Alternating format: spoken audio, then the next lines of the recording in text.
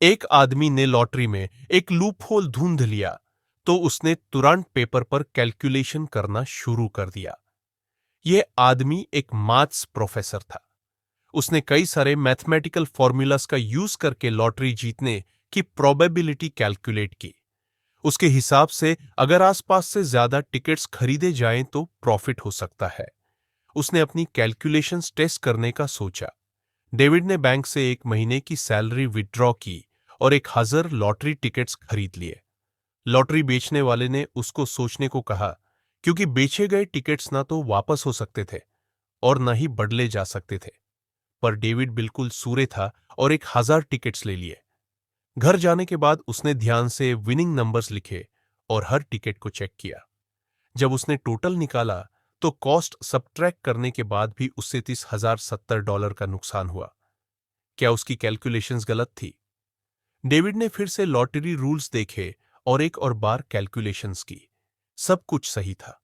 उसने सोचा कि शायद उसने कम टिकट्स खरीदे थे। इस बार उसने अपनी सेविंग्स से 6,000 लॉटरी टिकट्स ले लिए। लॉटरी बेचने वाला शॉक था। टिकट्स प्रिंट करने में पूरे 3 दिन लग गए। इस बार जब डेविड ने टोटल निकाला तो उसने $5,070 का प्रॉफिट कमा लिया। उसको कंफर्म हो गया कि उसका मेथड बिल्कुल सही है।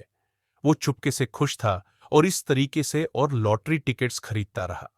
उसकी बीवी को जब पता चला तो उसने सोचा कि अब उसको दांत पड़ने वाली है। पर बीवी का रिएक्शन अनएक्सपेक्टेड था। उसने उल्टा कंप्लेन किया कि डेविड ने पहले क्यों नहीं बताया। ये तो लीगल पैसा था, तो छुपाने की क्या जरूरत। अब दोनों ने एक बड़ा दाव लगाने का सोचा। पिछले जीते हुए पैसे से 57,000 लॉटरी टिकट्स खरीद लिए। लॉटरी बेचने वाले की आंखें फट गई।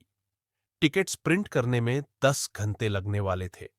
क्लर्क अकेला नहीं कर सकता था, तो डेविड और उसकी बीवी ने मदद की। फिर टिकट्स घर ले जाकर स्टोरेज रूम भर दिया। कई दिनों तक काउंटिंग करने के बाद उन्होंने टोटल $5 करोड़ कमा लिए। अब दिक्कत यह थी कि अगर एक जगह से इतना पैसा जीता तो दिक्कत हो सकती थी।